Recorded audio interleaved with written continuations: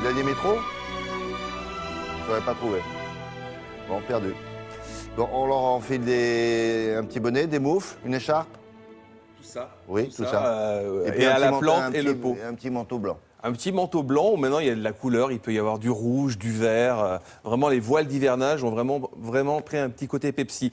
Mais il faut protéger la plante de 3 facteurs en hiver. Évidemment, la chute des températures, mais surtout la permanence de celle-ci dans la journée.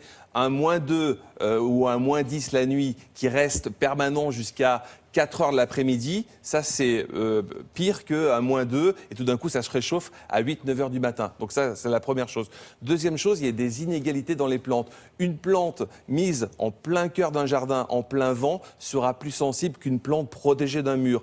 Mais également dans la hauteur, c'est-à-dire que si vous habitez au rez-de-chaussée, eh bien la plante du 5e étage aura plus froid que celle justement de celle qui est au rez-de-chaussée. Alors comment faire pour les protéger? Il y a bien sûr le voile d'hivernage, mais pas uniquement. Regardez.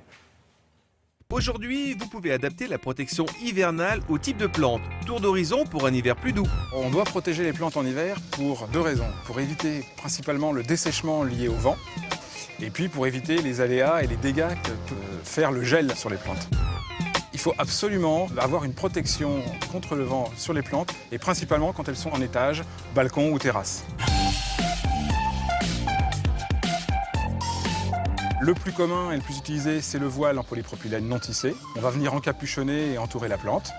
Donc ça, c'est quelque chose qui va emmagasiner les calories pendant les heures de chaleur et qui va donc restituer ces calories la nuit. Sinon, autre solution, c'est de mettre la plante dans une serre. Alors, il y a des petites serres adaptées sur le balcon ou si on a un peu plus de place dans les jardins, bien évidemment, on a des serres qui sont adaptées pour les grands végétaux. Les serres sont très pratiques sur les balcons. N'oubliez pas de les habiller aussi. Il existe des housses modulables ou tout simplement un voile d'hivernage fera l'affaire. Une nouveauté pour que les racines soient bien au chaud, une double paroi aluminisée est mariée à du voile d'hivernage.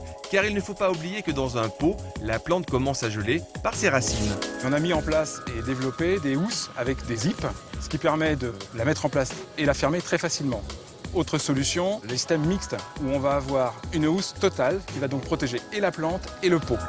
L'intérêt, les plantes résistent mieux au gel grâce à cette double texture, surtout plus épaisse au niveau des racines, facile d'utilisation grâce à ces petits élastiques. Et pour les palmiers et autres plantes fragiles, j'ai la solution, le câble chauffant. On a mis en place un système de câble chauffant qui est un câble thermorégulant. Il va donc se déclencher quand la température va descendre en dessous de 5 degrés. Il ne monte pas en haute température, il se maintient à 20 degrés et donc il va éviter au tronc de geler. N'oubliez pas aussi de protéger vos plantes potagères au jardin, elles repousseront plus vite au printemps. C'est très voyant quand même. Hein. Oui, c'est très voyant. C'est un énorme cube blanc. Mais très efficace. Puis l'hiver, on sort moins en jardin, donc c'est pas très dérangeant. Oui, mais on le voit. Oui, on le voit esthétiquement. Alors, l'intérêt, c'est qu'on peut aussi utiliser, par exemple, quelque chose qui coûte un petit peu moins cher, c'est ce qu'on appelle le papier bulle, oui. qu'on récupère, etc. Le problème du papier bulle, c'est efficace pour la protéger du froid. Mais attention, il faut que la plante respire. Donc, le papier bulle, on le met, on l'enlève, on le met, on l'enlève. On ne peut pas faire des petits trous?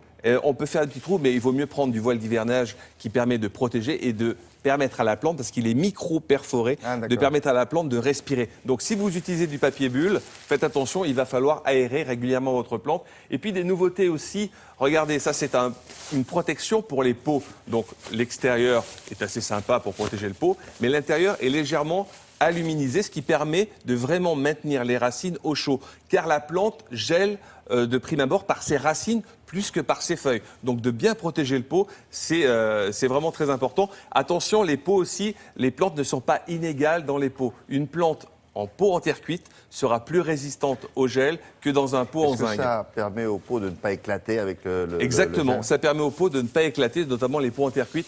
Et puis, il y a différentes tailles, donc vous avez du plus petit pot au plus grand pot. C'est une belle idée pour cet hiver. Merci beaucoup, on fait un point sur